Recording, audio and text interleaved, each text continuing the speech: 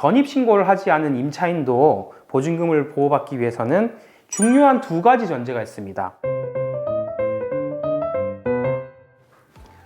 반갑습니다. 이변이 있는 부동산 이승현 변호사입니다.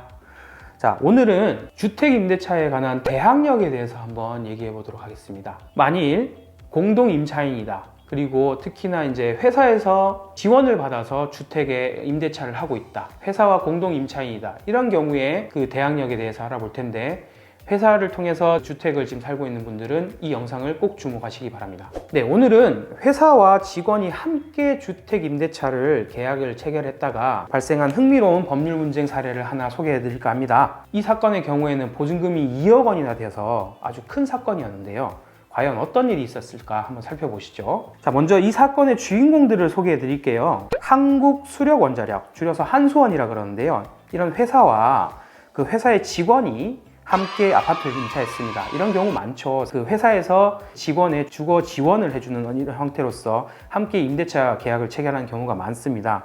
그래서 이 경우에 보증금은 총 2억 원이었는데요. 여기서 회사가 1억 3천만 원을 지원을 했고, 그 직원이 7천만 원을 각각 부담했습니다.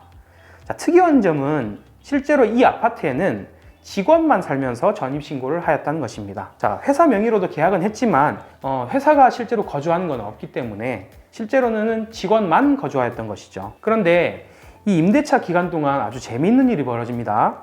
건물의 소유자가 무려 2번이나 바뀌었어요. 부동산에서 흔히 말하는 집 주인이 바뀌는 상황이 2번이나 발생한 건데요. 결정적으로 임대차 기간이 끝났는데 보증금을 돌려받지 못하는 상황이 발생했습니다. 2억 원이라는 큰 돈이 걸린 상황에서 과연 한수원과 직원은 자신의 보증금을 안전하게 돌려받을 수 있었을까요?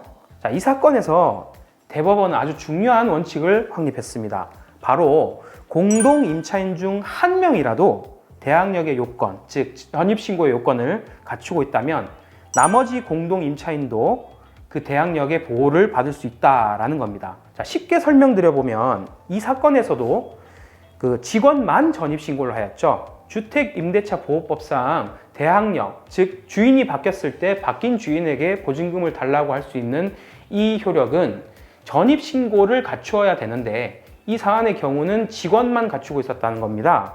그래서 이 사건에는 직원만 전입신고를 해서 대항력을 가지게 되는데 그 직원의 전입신고의 효과가 회사까지도 미치게 된다는 것이죠. 즉 실제 살지 않았던 한수원 회사도 그 직원의 전입신고 덕분에 보증금을 바뀐 주인에게 안전하게 보호받으면서 반환받을 수 있다. 이런 판시를 하게 된 것입니다. 자, 이런 판결처럼 전입신고를 하지 않은 임차인도 보증금을 보호받기 위해서는 중요한 두 가지 전제가 있습니다. 이 판결에 의한 보호를 받으려면 두 가지 전제가 필요하다는 것이죠. 그 첫 번째로는 공동임차인으로 계약을 반드시 해야 된다는 겁니다. 실제로 2명이 돈을 보태지만 1명의 그 명의로 계약을 했을 때는 이 판결이 적용이 안 됩니다. 반드시 계약서에 임차인이 1, 2 이런 식으로 2명이 기재되어 있어야 된다는 것이 이 판결의 전제이고요. 자, 두 번째는 당연한 거지만 그 둘 중에 1명이라도 반드시 전입신고를 해야 된다는 점입니다. 1명이라도 전입신고를 해야지 다른 공동임차인의 권리도 같이 보호받을 수 있는 것이죠. 자, 오늘 설명해드린 판결은 특히 회사와 직원 혹은 친구나 가족끼리 함께 전세계약을 하는 경우에 꼭 기억해 두시면 좋을 것 같습니다. 자, 오늘 준비한 내용은 여기까지고요. 다음 시간에도 더욱더 알찬 내용으로 찾아뵙도록 하겠습니다. 시청해 주셔서 감사합니다.